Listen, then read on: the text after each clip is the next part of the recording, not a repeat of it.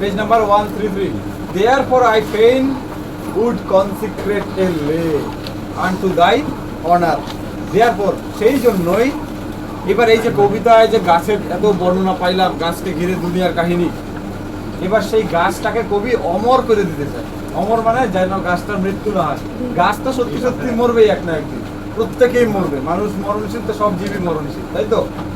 তো এই মরণশীলকেও যদি অমর করতে হয় কিভাবে সম্ভব? লেখালেখির মাধ্যমে, সৃষ্টির মাধ্যমে, তাই তো? তাহলে কবি এবার সেই কাজটাই করে। কি করে? এই গাছটাকে এত ভালোবাসে, কবি চাইছিল যে আমি তো একদিন থাকবো না, গাছটাও সত্যি সত্যি একদিন থাকবে না, কিন্তু কবি চাইছে এই গাছটা যেন অমর হয়ে যায় পৃথিবীবাসীর কাছে। যে এই দেখা উনি কবে লিখে গেছে, আজকে আমরা পড়তেছি, গাছটার কথাই তো বলতেছি, তার মানে গাছটা কিন্তু আজও বেঁচে আছে তার সৃষ্টির মাধ্যমে, তাই না? ওই রকমই কবিও এই গাছটাকে অমর করে দিয়ে গেছে এই সৃষ্টির মাধ্যমে। অনেক কবিরা, লেখকরা এইভাবে কিন্তু সৃষ্টির মাধ্যমে অনেক কিছুকে অমর করে দিয়েছে। তো বলছে দেওয়ার পর সেই জন্যই মানে এই গাছটাকে কবি এত ভালোবাসে, আর গাছটাকে ঘিরে এত স্মৃতি। ওই গাছটার নিচে ভাই বোনেরা খেলছে, সঙ্গী সাথীরা খেলছে, এই গাছের সাথে প্রচুর স্মৃতি জড়ানো। সেই জন্য গাছটাকে কবি কি করতে চাইছে? অমর করতে চাইছে। তাই বলছে দেওয়ার পর মানে কি? সেই জন্য বা সেই কারণে আই ফেইন, ফেইন মানে কি? আনন্দে, অত্যন্ত আনন্দের সাথে, খুশি খুশি।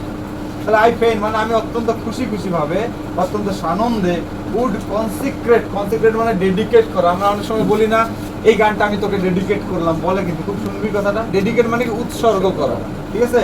তো বলছে আমি এই কবিতাটা অনেক খুশি খুশি বা অত্যন্ত আনন্দের সাথে আমি ডেডিকেট করছি। এ লে মানে কবিতা। এই কবিতাটা আমি অত্যন্ত খুশির সাথে ডেডিকেট করলাম আনটু দাই অনার, তোমার সম্মানে। গাছটাকে বলছে ওহে ক্যাজুয়ালিনা, তোমার সম্মানে আমি আজকে এই কবিতাটা তোমাকে ডেডিকেট করে গেলাম, তোমার নামে লিখে গেলাম।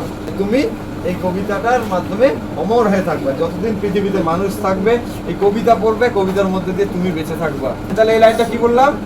যে সেই কারণেই আমি অত্যন্ত খুশির সাথে, আনন্দের সাথে তোমার সম্মানে, তোমার নামে এই কবিতাটা লিখে দিয়ে গেলাম, এই কবিতাটা ডেডিকেট করলাম, উৎসর্গ করে দিলাম। বুঝা গেল এইটুকু কি বললাম? unto thy honor, tree মানে হে বৃক্ষ, beloved of those who now in blessed sleep for a repose, মানে beloved of those who now in blessed sleep for a repose, for a মানে forever, বলছে তোমার ছত্রছায়ায় এখন যারা সমাধি হয়ে আছে, মানে চিরনিদ্রায় একেবারে, মানে চিরকালের মতো যারা ঘুম দিচ্ছে, মানে তার ভাই বোনের কথাই বলতেছে, তারা তো সারা জীবনের মতো একদম ঘুমায় পড়ছে। ফর এ মানে কি? ফর এভার, চিরকালের মতো। রিপোজ মানে বিশ্রাম নেওয়া, ঠিক আছে? মানে সারা জীবনের মতো বিশ্রাম নিচ্ছে তোমার ছত্রছায়া, মানে ওইখানেই যার কবর দেওয়া আছে, সেই কবরে তারা তো চিরকালের মতো ঘুমাইছে। বলছে ব্লেসড স্লিপ, মানে ব্লেস মানে কি? আশীর্বাদ। ব্লেসড স্লিপ বলতে বোঝাচ্ছে কি? তারা যেন একদম চিরকালের শান্তির ঘুম, এইটাই হচ্ছে ব্লেসড স্লিপ। দেখ, আশীর্বাদ করা হয়েছে যেন ঘুমটাকে, মানে এই ঘুমের যেন ডিস্টার্ব না হয়, এইভাবে করে অর্থটাকে ধরার চেষ্টা করি। বুঝা গেল? তারপরে এই গাছের নিচেই আমার প্রিয় মানুষগুলো চিরকালের মতো ঘুম দিছে, সারা জীবনের মতো ঘুম দিছে। হে বৃক্ষ, আমি তোমার নামে এই কবিতাটা উৎসর্গ করে গেলাম, বা তোমাকে ডেডিকেট করলাম আমার এই কবিতা। Dearer than life to me. আর এই কারণেই মানে এই যে প্রিয় লোকগুলো আছে তোমাকে ঘিরে, তোমার কাছে বা তোমার সাথে স্মৃতি জড়ানো, সেই জন্যেই আমার নিজের জীবনের থেকেও অত্যন্ত প্রিয় তুমি এবং তোমার সাথে জড়ানো সব স্মৃতিগুলো। ওই মানুষগুলো আমার অত্যন্ত প্রিয় ছিল, তাই তুমিও আমার অত্যন্ত প্রিয়। তাই আমি নিজের লাইফের পরোয়া করি না। ডিয়ারার দ্যান লাইফ টু মি মানে আমার লাইফের থেকেও অত্যন্ত প্রিয় হচ্ছে তুমি এবং তোমার সাথে জড়ানো সেই স্মৃতিগুলো, সেই মানুষগুলো। তাই তোমাকে আমি বাঁচানোর জন্য, অমর করার জন্য আমি এই কবিতাটা সৃষ্টি করে গেলাম। বুঝা গেল এইটুকু কি বললাম? এলস ওয়ার দে, বলছে ওরা, এই এলস কথাটা, এলস কথাটা অ্যাকচুয়ালি দুঃখের সময় ইউজ করে। Else he is no more, ইস লোকটা আর বেঁচে নেই, এরকম করে বলি না আমরা। ওই যে এলস, এটা কিন্তু এলাস লেখা আছে, এলস উচ্চারণটা কি করবো? Else. Must thou be numbered when my days are done with leafless trees. বলছে মাইস্ট মানে মে, এগুলো হচ্ছে ওই যে ল্যাটিন আর্কেইক ওয়ার্ড বলছিলাম এর আগে, যেমন আমরা এর আগে একটা পাচ্ছিলাম অফেনকে অফট লেখছিল, ও এফ টি, ওইরকম মাইস্ট অ্যাকচুয়ালি যে মে। আমরা বলি না ইউ মে গো না, তুই এখন যেতে পারিস, M A Y modal verb, ওই মেয়েটা এখানে মাইস্ট, M A Y S T, ঠিক আছে? ল্যাটিন আর্কাইক ওয়ার্ড, তাই জন্য এসটিটা যোগ আছে। তাহলে মাস্ট দাও বি নাম্বারড, আমরা বলি না মে গড ব্লেস ইউ, বলি আমরা মে ইউ বি হ্যাপি। মে কথাটা কখন হয়? কিছু উইশ করলে মে কথাটা ইউজ হয়।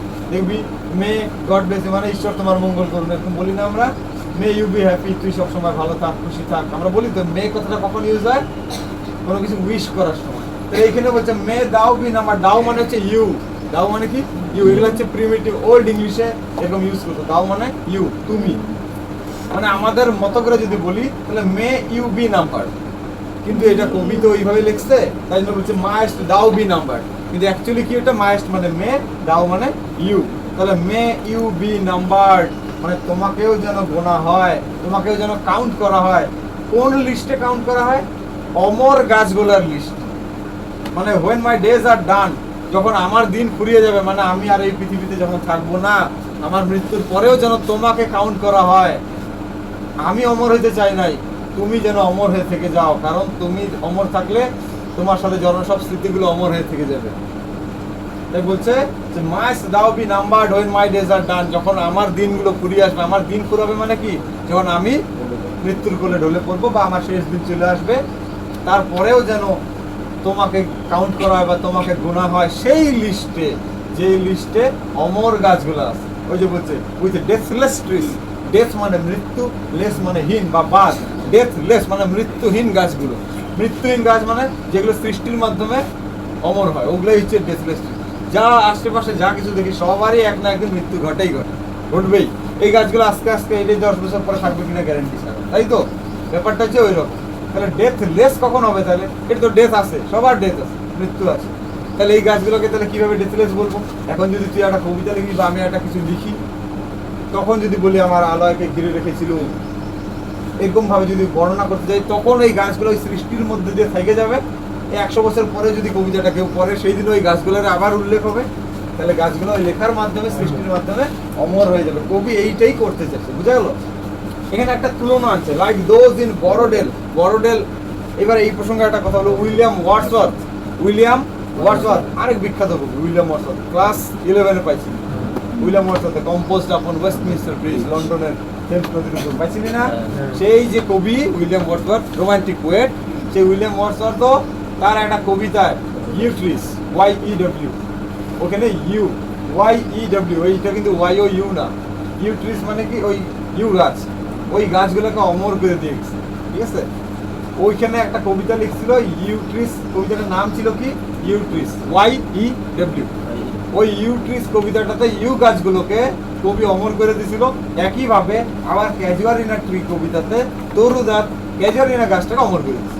যেমন করে উইলিয়াম ওয়ার্ডসওয়ার্থ তার ইউট্রিস কবিতায় ইউ গাছগুলোকে অমর করছে, একই রকম ভাবে ইনি মানে তরুদাত আবার ক্যাজুয়ারিনা ট্রি কবিতায় ক্যাজুয়ারিনা গাছটাকে অমর করে দিয়েছে, বুঝা গেল?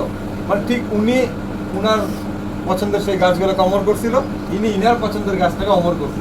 উভয়েই একইভাবে করছে, তাদের সৃষ্টির মাধ্যমে, লেখার মাধ্যমে, বুঝা গেল? বলছে বড়োডেল বলে একটা জায়গায় সেই গাছগুলো আছে।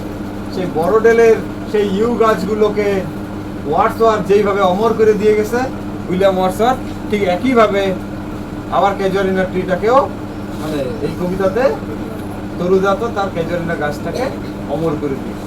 কবি অত্যন্ত আনন্দের সাথে এই কবিতাটা ক্যাজুয়ারিনা গাছের উদ্দেশ্যে লিখতেছে বা লিখছে, তার সম্মানে লিখছে। এবার ওই গাছের সাথে অনেক স্মৃতি জড়ানো, ওই গাছের নিচে যেন শান্তিতে ঘুমায় আছে তারই প্রিয় ভাই আর বোন, তাই তো? তারা যেন চিরকালের মতো ঘুম দিছে। ওরা তার জীবনের থেকে অত্যন্ত প্রিয় ছিল, তাই গাছটাও নিজের লাইফের থেকে অত্যন্ত প্রিয়। কবি চাইছে আমি থাকি না থাকি এই গাছটাকে যেন অমর করে রাখতে পারি। তার জন্যই বলছে যে বড়োডেলের গাছগুলোকে, সেই ইউ গাছগুলোকে ইউট্রিস কবিতায় ওয়ার্ডসওয়ার্থ যেভাবে করে অমর বানায় দিয়ে গেছিল, আমিও একইভাবে আমার এই কবিতার মাধ্যমে ক্যাজুয়ারিনা গাছটাকে অমর করে দিয়ে যাচ্ছি। আমি থাকি না থাকি ওকে যেন কাউন্ট করা হয় অমর গাছগুলার লিস্টে, বুঝা গেল? মানে ধর list A, list B, list A তে কিনা চুনা 5-7টা আছে, আর লিস্ট B তে সবাই আছে কোটি কোটি, ঠিক আছে? লিস্ট B মানে হচ্ছে সব মৃত্যুর ঢলে যারা যাচ্ছে আমরা প্রত্যেকে, কিন্তু লিস্ট A তে আছে কিনা চুনা 5-7টা। ওই 5-7টার মধ্যে একটা হবে ওই যে ইউট্রিস, আর একটা হচ্ছে ক্যাজুয়ারিনা। বুঝলি কি বলতে চাইলাম? মানে এই লিস্টে যাতে আমাকে কাউন্ট করে, লিস্ট এ তে, লিস্ট বি তে যাতে আমাকে ধরা না হয়। তো লিস্ট বি তে গেলে কেউ মনে রাখবে না কত বছর আগে কত মানুষ মারা গেছে, মনে রাখছি না। কিন্তু বীর পুরুষ ভগৎ সিং একবারে মনে আছে, ক্ষুদিরাম বসু একবারে মনে আছে, নেতাজিকে একবারে মনে রাখছি। ইনারা অমর হয়ে আছে সৃষ্টির মাধ্যমে, কর্মের মাধ্যমে ওনারা অমর হয়েছে। ইনিও এই কবিতার মাধ্যমে গাছটাকে অমর করে দিয়েছে। বুঝা গেল ব্যাপারটা কি বলতে চাইলাম? বলছে এই গাছগুলোর নিচে, আন্ডার হুজ অফুল ব্রাঞ্চেস, তার সেই সম্ভ্রম জাগানো ডালগুলোর নিচে, সম্ভ্রম মানে অনুভূতি জাগানো, প্রত্যেকটা ডালে একটা করে যেন ইতিহাস, একটা করে স্মৃতি লুকায়া থাকে। গাছের প্রত্যেকটা ডালে দেখবি, এক ধর 4-5টা বন্ধু মিলে একটা গাছে প্রতিদিন খেলতে যাই, গাছটার সাথে অনেক স্মৃতি জড়ানো, প্রত্যেকটা ডালের সাথে। এই ডালটাতে অমুকে বসে, ও এইখানটায় বসবে, জানা কথা ওইটা তুই বসিস না, এটা ওই বসবি, এটা তোকে নামায় দিবে। এই যে এক একটা ডালের সাথে এক একটা স্মৃতি থাকে না, এই ডালটা, এই ডালটা, এই ডালটা, ওই ডালটা ও বসতে সবসময়, আমি অত যে উঠবো না। এই যে ব্যাপারগুলো, প্রত্যেকটা ডালের সাথে কি একটা করে স্মৃতি আছে না, তাই বলছে এই ডালগুলোর সাথে যে স্মৃতি জড়ানো, সেই ডালগুলোর নিচেও অনেক স্মৃতি জড়ানো, কারণ নিচে তো হুড়াহুড়ি খেলতো, লাফালাফি করতো, কত কি। তাই বলছে এই ডালগুলোর নিচে লিঙ্গার, লিঙ্গার মানে পড়ে থাকে, পড়ে থাকে পেল ফ্যাকাশে অবস্থায়। তার মানে এখন সব স্মৃতিগুলো যেন ফ্যাকাশে হয়ে যাচ্ছে আস্তে আস্তে, কিন্তু আমি এগুলো ফ্যাকাশে হইতে দিব না। কবি বুঝাতে চাইলো সেই কত স্মৃতি এই গাছের ডালগুলোর নিচে পড়ে আছে। লিঙ্গার মানে কি তাহলে পড়ে থাকা। এই দেখ কি বলছে, দেখ কিরকম কিরকম বলছে, ফিয়ার ভয়, কখনো ভয় হয় যদি পড়ে যাই ব্যথা পাই, অনেক রকম ভয় হয়, তাহলে fear. Trembling hope, trembling hope মানে কম্পমান আশা, অনেক সময় আশা করি হ্যাঁ আজকে এটা পারবো, মানে ভয়ে কাঁপতে কাঁপতে একটা, যদি না হয়, যদি হয়, এইটাই বলছে ট্রেমলিং হোপ মানে কম্পমান আশা। আরো কি বলছে, ডেথ, মৃত্যু তো আসেই আসে, কখনো এইটা ভাবে, এই সব স্মৃতিগুলো আছে, কখনো ভয়ের আছে, কখনো কাঁপতে কাঁপতে থাকা আশাগুলো আছে, কম্পমান আশা, কখনো মৃত্যুর স্মৃতি আছে, মৃত্যু তো আসেই আছে, এটা কমন, ওখানেই সব সমাধি আছে। তাহলে ডেথ তো কমন থাকবেই থাকবে। আর কি, দা স্কেলটন, স্কেলটন মানে কঙ্কাল, যেখানে কবর দিছে ওইখানে এখন কঙ্কাল টুকি পাওয়া যাবে, বডি কি আর আছে? নাই, হাড়গুলো আছে, মাছ তো কবেই খেতাম, তাই তো। তাই বলছি দা স্কেলটন, টাইম দা শ্যাডো, টাইম সময়, সময়ের ধারাই তো সব কিছুকে একসাথে নিয়ে যেন চলে যাচ্ছে। দা শ্যাডো সেই ছায়া, তার মানে এক কথায় মৃত্যুর সেই ছায়া সবাইকে যেন গ্রাস করে নিয়ে যাচ্ছে। এই তাহলে এবার এই জায়গাটা ভালো করে বুঝবে, এই 2টা লাইন 3টা লাইন, যে এই গাছের নিচেই অনেক স্মৃতি আছে। কিরকম, কখনো ভয়ের স্মৃতি, কখনো কম্পমান আশার স্মৃতি, কখনো মৃত্যুর কঙ্কাল, সময় চক্র, সেই ছায়া, মৃত্যুর ছায়া, সব কিছু যেন এই গাছটাকে কেন্দ্র।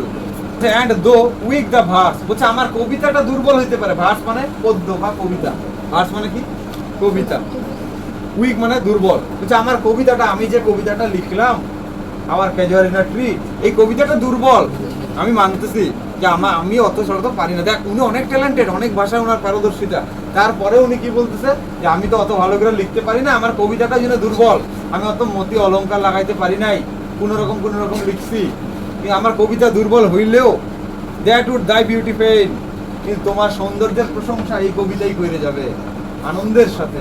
তোমার সৌন্দর্যের প্রশংসা করতে কোনোদিন আমার কবিতা হয়রান হবে না, ক্লান্ত হবে না। মানে আমার দুর্বল কবিতাটাও তোমারই গুণগান করবে, তোমারই প্রশংসা করে যাবে গোটা কবিতা জুড়ে, সময়ের পর সময়, বছরের পর বছর জুড়ে। ওই যে দ্যাট উড দাই বিউটি পেইন, পেইন মানে আনন্দের সাথে, বিউটি মানে সৌন্দর্য, মানে তোমার সৌন্দর্যেরই গান করবে, সৌন্দর্যের গুণগান করবে। দেখ আজকেও আমরা যখন কবিতাটা পড়ি, তখন আমরা ওই গাছটার কথা, কি সুন্দর ফুল ফুটে আছে, বেগুন বসে আছে, তার বাচ্চাগুলো নিচে খেলতেছে, তার তলায় এইটা, ওইখানে এইটা, এখানে এইটা, এইভাবে কবিতাটা পড়ছি তো। তার মানে এই যে সৌন্দর্যের বর্ণনা আমরা তো এত বছর পরেও দিচ্ছি, তাই তো। কবিতাটা কত বছর আগের লেখা, এখনো আমরা যখন কবিতাটা পড়বো তখন এই কথাগুলোই বলি। আজ থেকে 100 বছর পরেও যদি কেউ পড়ে, সেও এই একইভাবে একই কথাগুলোই বলবে। তার মানে এই কবিতা ওই গাছের গুণগান করেই যাচ্ছে, করতেই থাকে। এইটাই বলছে যে আমার কবিতাটা হইতে পারে দুর্বল, আমি অত ভালো করে লিখতে পারি নাই, কিন্তু আমার দুর্বল কবিতাটাও তোমার গুণগান করবে, তোমার সৌন্দর্যের প্রশংসা করবে। বুঝা গেল?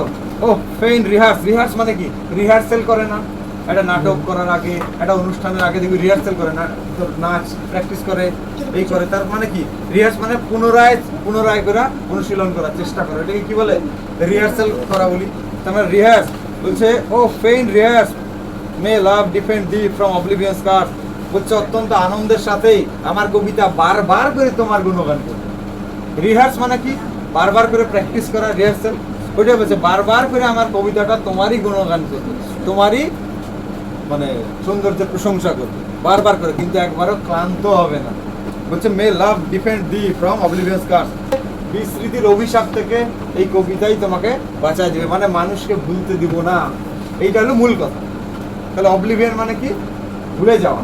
বিস্মৃতি, বিস্মৃতি বললে হয়তো কি খায় না মাথায় দেয় বুঝবি না। অবলিভিয়ান মানে কি বুঝবো? ভুলে যাওয়া। ফরগেট মানে ভুলে যাওয়া। কার্স মানে অভিশাপ, মানে ভুলে যাওয়াটা এক প্রকার অভিশাপ। মনে রাখাটা যদি আশীর্বাদ হয় তাহলে ভুলে যাওয়াটা অভিশাপ। ঠিক আছে? মানে আমার সবটা মনে আছে, তার মানে এটা যেন এক প্রকার আশীর্বাদ। ঠিক আছে? হ্যাঁ, সব ভুলে গেছি, তাহলে এটা যেন অভিশাপ।